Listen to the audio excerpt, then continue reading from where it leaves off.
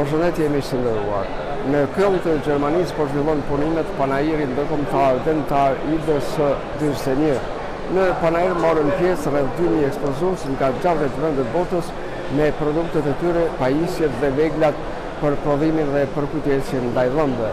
Në panajir kanë ardhur edhe stomatologë nga Kosova, Shqipëria, për të njohur me përparimin teknik e teknologjik të mjeteve të punës që merren me prodhimin dhe përpunimin e dhëmbëve në Kosovë e Gjetil. Për më shumë, ju ftoj të ndisni reportazhin në direkt.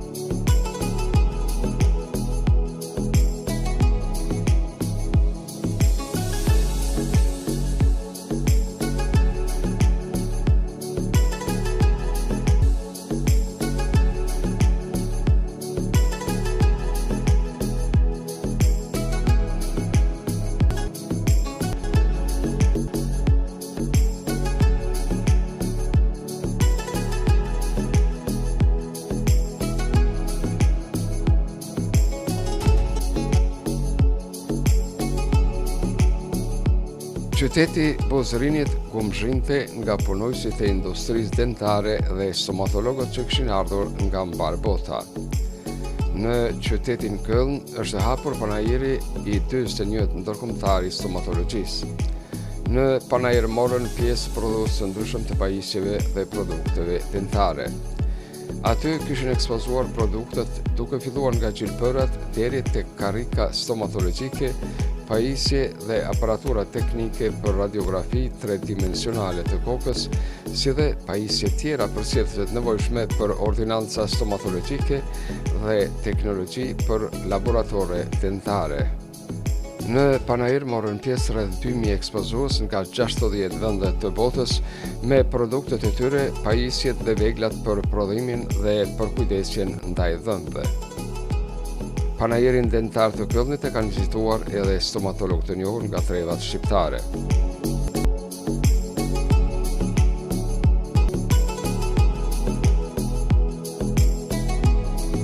Lidhur me qëllimin e vizitës së panajirit, Abdyl Shoshi, doktor i kirurgjisë maksilofaciale, është shprehur. Ky panajir mbajt çdo 2 vite dhe unë marr pjesë mënyrë të rregullt në këtë panajir, për shkak se mu më bën përshtypje shumë për parimin e teknologjisë, të cilën ne duhet ta marrim për bërë punën tonë profesionale në mënyrë sa më adekuate. Doktor Shoshi është pjesëmarrës i përhershëm i panajireve të tilla profesionale, ndaj ai me profesionalizëm vlerëson përvojat nga vizita që u ka bërë produkteve të ekspozuara stomatologjike në panajirin dentar në Köln. Këtë vit më ka bërë përshtypje përparimi i teknologjisë që është pjesë hapa shumë të shpejt. Për shembull, vite më parë ne kemi pas aparaturë ku një aparat një funksion. Përsa kësaj radhe kontraktuar 2 aparate të cilat i kryen nga 3 funksione në një. Dhe neve na thjeshtsojnë punën tonë si nga anëmia e stomatologjisë, ashtu edhe e kirurgjisë maksilofaciale. Zotri Shoshi është profesor në Universitetin AAB. Se sa janë në gjendje kolegët dhe studentët të shkojnë në hap me teknologjinë e re që i përket stomatologjisë dhe maksilofaciologjisë, ai ka vlerësuar. Unë jam profesor i rregullt pranë kolegjit AAB në Prishtinë, një kolegj prestigjioz, më i miri në region, dhe unë jam i kënaqur shumë me studentët tanë, të cilët e kanë marrë dhe kanë absorbuar të gjithë atë prezentimin tonë të cilin marrim një rit këtu nga këtu panajire dhe ja prezentojmë teknologjinë e fundit në luminën e mjekësisë. Aktualisht në Kosovë ka shumë mjek specialist në lëmin e stomatologjisë, se në çfarë mase është në gjendje qytetari kosovar me të ardhura modeste të përballojë shpenzimet për trajtimet përkatëse dentare, Dr. Shoshi është shprehur. Dhe unë mendoj se jemi në hapa të mira, sepse siç dihet, shëndeti oral dhe shëndeti përgjithësi në Kosovë ka qenë i neglizhuar së pari nga pacientët, mirë po tash jemi në hap me dhe shtetet në region, sepse na mbajmë kongrese, simpoziume të shpeshta dhe me kolegët tonë të regionit i eksplorojmë, i prezentojmë të arriturat tona dhe nivelin e pacientëve tanë për të kryer këto shërbime të këtyre. Lidhur me të ardhurat e punojësve në stomatologji, Dr. Shoshi ka vlerësuar. Teknologjia ka përparuar dhe falë të bioteknologjisë e cila aplikohet në mjekësi, ne jemi të kënaqur sepse edhe studentët tonë qasën e kanë më të lehtë për të arritur rezultate më të mira në krahasim me kohrat kur ne kemi dalë mjek të ri përpara. Para 3 decenjeve ka qenë këtë ndryshe. Sot mjekët tonë pajisin me aparatura të reja, të cilat e lehtësojnë punën, puna kryet më shpejt dhe më cilësore. Kohët fundit ka një rritje sa përket rroga në sektorin publik, ndërsa në sektorin privat punët janë pak më mirë dhe ka filluar edhe turizmi dentar i cili e rrit edhe buxhetin personal, po edhe atë të shtetit. Stendat e shumta të panajirit të syvjen dentar në Köln i ka soditur edhe profesor Dr. Edmond Hajrizi, i cili ka vlerësuar zbatimin e arritjeve të elektronikës në makinat dhe pajisjet stomatologjike, veglat dhe mjetet që përdorin stomatologët në Kosovë. Përshëndetje, Edmond Hajrizi, rektori UBT-s. Kam kënaqësinë sot që të vizitoj panajirin më të madh në botë për pjesën e stomatologjisë dhe teknologjisë dentare. Është një vend shumë i rëndësishëm ku prezantohen gjitha të arriturat e fundit më inovative në fushën e mjekësisë dentare, pjesës teknikës dentare, edhe kisha rastin dhe mundësinë të takohem me shumë kompani dhe institucione të cilat prezentojnë produktet e veta inovative. Kemi bërë disa marrëveshje bashkëpunimi gjatë kësaj vizite dhe natyrisht si i ftuar që t'jem pjesë e kësaj ishte hera e parë në fakt që kom marrë pjesën si person. Për organizimin e panajirit ndërkombëtar dentar në Köln, profesor Hajrizi ka vlerësuar. Për të marrë parasysh se unë vi nga teknologjia, në fakt vetë teknologjia është zhvilluar mjaft shumë. Pjesa e rrjedhës së punës në stomatologji, prej skanimit, prodhimit, materialeve të mençura deri te trajtimet moderne faktikisht, kështu që në fakt ishte një lloj çështje sistemore edhe një lloj pamje plotë e asaj se çka po zhvillohet, duke prezantuar dhe teknologjitë nga vende të ndryshme, edhe nga Azia, edhe nga Shtetet Bashkuara, edhe nga Turqia, Izraeli, po edhe nga Evropa. Kështu që faktikisht është një vend ku i bashkon gjitha prodhuesit, kontribuesit, natyrisht edhe institucionet dhe organizatat që merren në fushën e kësaj teme.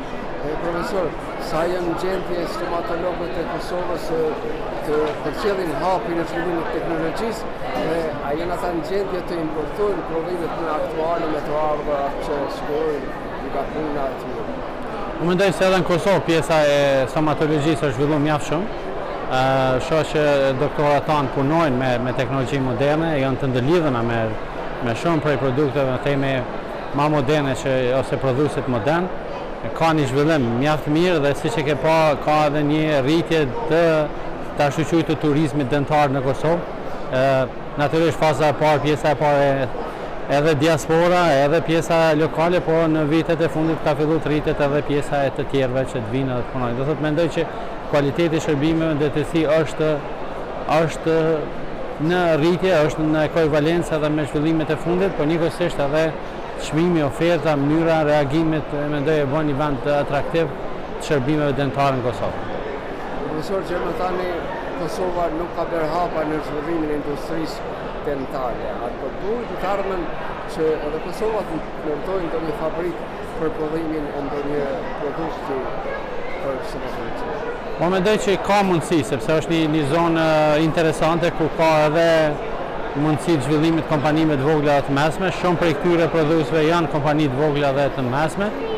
Ka edhe të mëdha natyrisht dhe mbi bazën e saj mendoj që ka mundësi të kenë edhe iniciativa kosovare të cilat mandej mund të punojnë në këtë drejtim. Sidomos kur lidhen me 3D printimin, kur lidhen me pjesën e digitalizimit, pjesën e kamerave, skanimit, vizualizimit, inteligjencën artificiale, mendoj që në këtë zonë ka mundësi që të gjenerojmë aplikacione të mira edhe për tregun botror.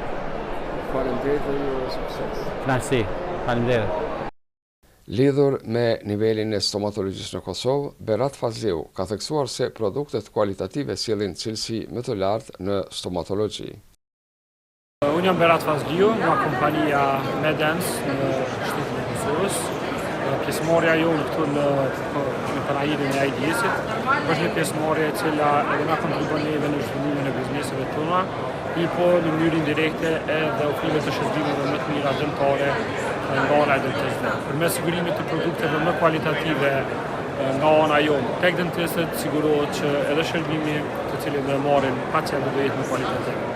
Ishte një mundësi e mirë që të vizitojmë kompani të ndryshme nga vende të ndryshme, të cilat ishin të ndara në hapësirën gjigante të një këmbë të Gjermanisë, kompani nga Shtetet e Bashkuara të Amerikës, nga Korea, nga Evropa dhe të tjera, patëm mundësi të takojmë edhe të shohim inovacionet më të reja në fushën e stomatologjisë dhe sidomos në fushën e implantologjisë, ku risitë të cilat do i sjellin pas përfundimit të këtij panajiri këtu, do jetë mundësi të shkëlqyeshme për dentistët që t'i ofrojnë tek pacientët.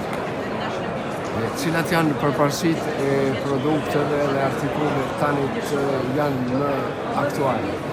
Gjëja kryesore e cila mund të haset në këtë panajër, sidomos gjatë këtij viti, është zhvillimi i madh i inteligjencës artificiale dhe digitalizimi i shërbimeve stomatologjike, rrjedhimisht edhe në fushën e implantologjisë që e kam më parë, do ketë mundësi të rritjes së cilësisë të operacioneve, të zhvillimit të tyre.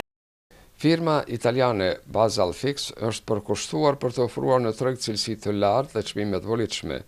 Me çdo implant Basalfix ju merrni një pasaportë që garanton autenticitet, duke siguruar rehati mendore si për përdoruesit ashtu edhe për pacientët.